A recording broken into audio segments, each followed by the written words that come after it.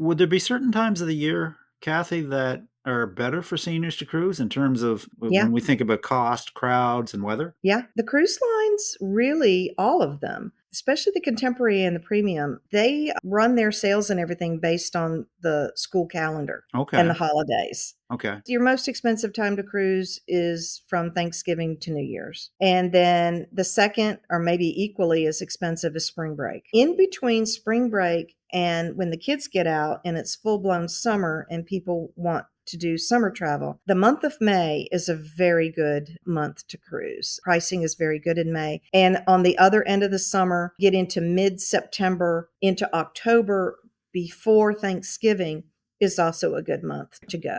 And then along those lines, if you're not cruising in those peak holiday periods, if you're looking for an older demographic on board, you're going to find that because there's not going to be as many kids on board. And that applies to whether it's a contemporary, premium, or luxury line. Uh, Exactly.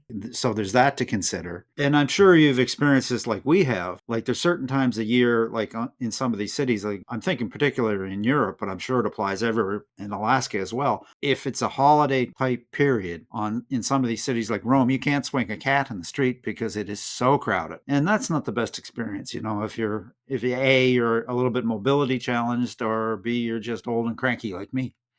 Yeah, no doubt about it, and cheaper. So it makes no sense to me to go in the middle of the summertime. It is so hot over there, Yeah. especially the Mediterranean. Now, when you get into Northern Europe and you're going into the Balkans and, the British Isles, summer is appealing because it's the best, temperatures. Otherwise, it's really cold. That's good advice. Kathy, this has been wonderful. Do you have any final thoughts or recommendations? If you had to maybe perhaps recommend a contemporary line and a premium and a luxury for seniors?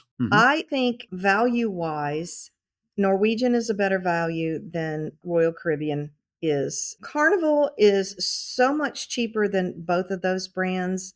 And I have to give them kudos. Their food is very good, but Carnival is getting a reputation of some really rowdy guests. Whether It's it's a party deserved or boat. undeserved, it's a party. Yeah, exactly.